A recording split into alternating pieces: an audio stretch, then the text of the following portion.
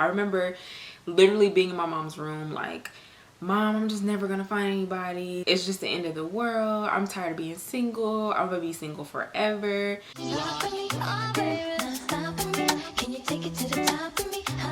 Guys, it's all that jazz. Welcome back to my channel. If you're new, we're on the road to 1K, so go ahead and join today by clicking that red subscribe button. Today I have a new topic for you guys. I wanted to talk about, stemming from my last video, which was about being a wife, femininity, and intentionality. Seems like a lot of people did relate with that video. Like it went viral. One day though. Let's talk about the things you need to do before you become a wife. Molding yourself to become a wife, I feel like number one is develop a routine for yourself. So as far as like what you like to do in the mornings when you wake up, from your hair to your perfume to if you shower in the morning or you shower at night or at both, what is your routine? Because then when you develop that routine, you can implement a routine into your family, whether that be into your husband or your kids. And you know, men and kids, they need structure. I love y'all, but y'all need a little structure. Another thing to do before you get married, make sure that you travel. So like for the people who are out there like, oh man, I'm just so single, like how long am I gonna be single? Is it for forever? Because it does feel like forever. I know. I remember literally being in my mom's room like, Mom, I'm just never gonna find anybody. It's just the end of the world. I'm tired of being single. I'm gonna be single forever. And it's not, that clearly was not the case, but I really was really this close to giving up. And that's when they be coming through, y'all. Sometimes that's when your little, you know, knight in shining armor comes on through, when you be like, you know what, I just give up. I'm done. I give up. And they be like, God be like, not yet. Not yet. Here he is. I was just trying to form him a little bit more for you. I was just trying to mold him a little bit, but since you're ready, here you go. I think just loving on yourself and loving who you are and being sure in who you are is important before marriage, but making sure that you, if you can, travel, like literally live your best life. Because like I was saying in my previous video, I'm not saying that life stops, but you're just doing it with somebody else, and that's fun too. It's amazing to say like I have somebody to go on vacation with, like I have somebody to watch a movie with every night. Like you just have your automatic best friend right there, down for any activities, down for any adventures, down for life with you. But I do say, like, when you get married and life starts happening, you have a family, then those things aren't as common as possible. Some people do live a life of like, hey, we got kids and we still traveling, living our best life. That is the case, but for many of us, you're on a grind. You're trying to like get to where you're trying to get to so that your kids can have like an amazing life, you know. I think when I see single people who are just kind of like, like I'm just tired of being single, you better enjoy your singleness, because like I said, being married is great, but that's the one thing that I do appreciate, that I did get to experience it, so I don't miss it per se. Because when I was in college, I lived my best life. I was partying, I was going out with my friends, I was going on brunches, we would go on lunches, we would go on go get dinner, I would be going to the clubs, I would be, you know, going to kickbacks is what they call them. I feel like, do they even call them that anymore? Like, am I that close to 30 that I don't know what they call them? That's crazy. You know, I was just at a point where I lived my single life. Like I embraced my single life instead of like spending that whole time being extremely sad about like being single. Like, yes, of course I had my moments where I'm like, oh man, like it would be nice, because you see couples, you see families, and you're like, oh man, I'm nearing that age and all of that stuff. But I still had my fun. I still got to travel to a bunch of places. I still got to do what I wanted to do before I did, you know, get married. And like I said, I'm not trying to say this as if life is over when you get married, because it's not. It's just not about you anymore. You know what I mean? You become like a very selfless person, which is a good thing for, you know, your character, changing your life, all that good stuff. I think another thing that people should do is spend time with God and the direction that you want your life to go, so you can kind of already have that figured out.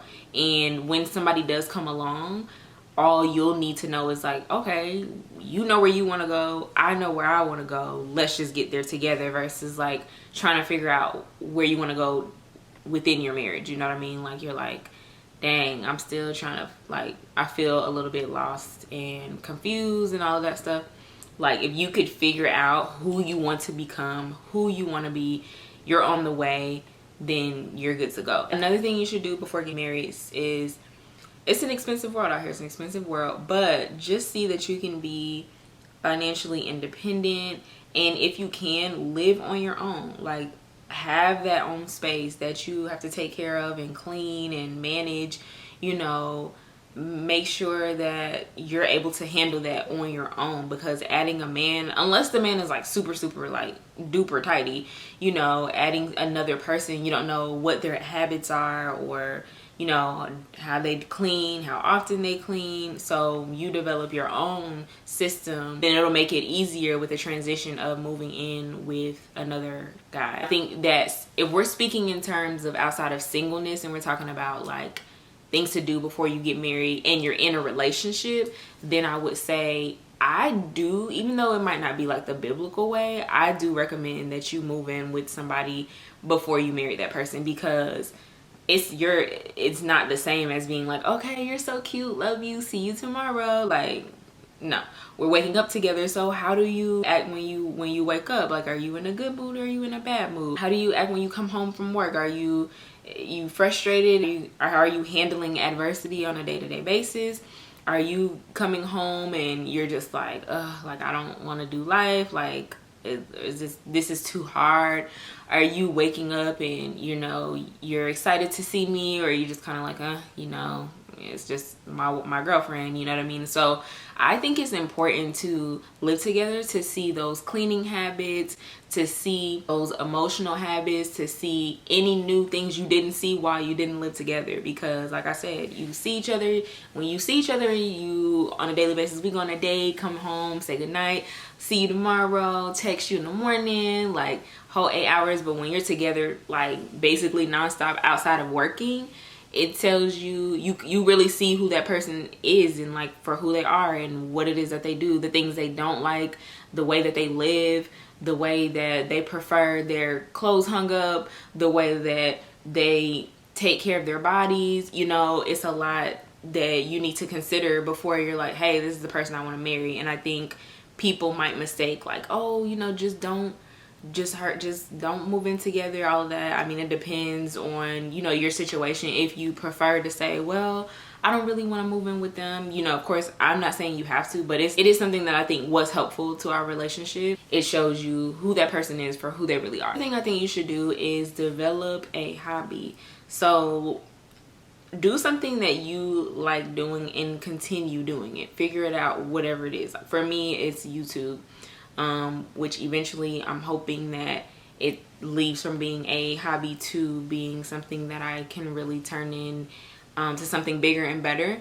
But find something that you like doing, whether that's cooking or doing arts and crafts or hiking. And more than likely, also I learned, like, that's not how I met my significant other, but I did learn that people who are struggling to kind of find a significant other is to go do a hobby that you enjoy, and that's how you come across people that are like-minded, or come across people who enjoy the same things that you're doing. And you never know who you'll meet, who you'll come across. We met at work, so I wouldn't say that that was like a place that I was like, oh yeah, yippee. But I did think about a couple times leaving that job, and I just think back, like, if I really did leave like before I was supposed to, we wouldn't be where we're at. So that just shows you that you're in the season for a reason. But the point is, make sure you develop a hobby, stick to it, go to it if you can, and not develop a hobby so that you can meet a man, but develop a hobby because you truly do enjoy it and you can continue that through your lifetime. Okay, let's talk about what to do before you get married. And this is for the people who are in their single season, as well as the people who are in a relationship and soon to be married and are fiancéed or thinking about engagement, all that stuff. Another thing is, when you guys are deciding like, we're gonna be one, you only want to share so much of your relationship with other people, because then that can be damaging if you tell every single part of your marriage or your relationship. Because our friends want the best for us, our parents want the best for us, our loved ones want the best for us. So if you're saying, and girl, then he did that, then he did this, and then that, so you tell them so many stories like that, you can only expect for them to be like, I'm not too fond of this person. And then you're looking around like, well, why doesn't such and such like them? And it's like, well, you might have shared a little bit too many negative details. Now, if you are going to share, you know, I've been through this with a friend and I've been through it myself. Basically you want to share that information, but give positive as well. So like I might, for example, my husband, he really made me mad one day and I'm just like, oh, I just need to vent, blah blah blah. Like I might share that moment, but I'm also gonna share, like, not to combat it or make you feel better about it, but I might come back and be like, you know, he really did the sweetest thing for me today. It was so cute that he did such and such, you know. So if you are sharing, I just advise, like, share both ends. I don't necessarily think you should share, but I get it. It's hard. Like, as women, we just want to vent. We just need an outlet sometimes. We just need somebody to talk to. We need somebody to understand our perspective and where we're coming from. We need to know, like, am I tripping? Is he tripping? You do share, just make sure you try to share more positive than negative on that person. And that's the same for men too. I have a friend who, he would share too much on his significant other, so therefore his family stopped liking her. So you have to be careful about what it is that you know, let other people know in on your relationship. I would say do marriage counseling. This for people who are in a relationship right now. I would say do marriage counseling, but I also would say make sure that you have an understanding of what you want in all aspects of life. Just make sure you guys are on the same page as much as possible, and if you don't, are you willing to compromise on what it is you're not on the same page about? Last point, this is for people who are already single.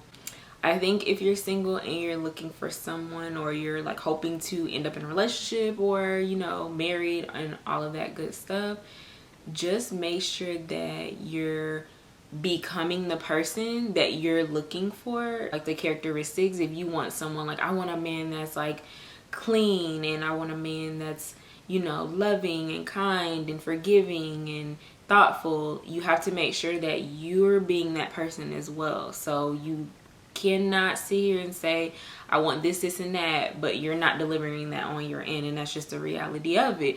Not saying that you couldn't find anybody that still has that, but you're more than likely to attract that if that's what you are. So if you're just like this, you know, loving person, and, you know, you're genuinely, typically, you know, try to look at things in life on the brighter side and positive, then that's what you'll attract. But if you're like insecure, not confident, you're unhappy, you're disappointed, you have a negative attitude all of the time, then you can't be surprised if the type of guy that comes along is manipulative, or, you know, someone that's just trying to run over you or something like that, because you are what you attract. Like I wholeheartedly believe, you know, we meet each other where we're at. We meet people where we're at sometimes, and we learn from each other, and we teach each other things, and we, you know, we gain knowledge from other people, and then we pass on that knowledge to other people. So if you can, as much as possible, just work on becoming becoming what you want in another partner. I think that's super important. That does sum up my video for today. If you found that it was helpful, make sure that you comment below, and I will see you guys. So wait,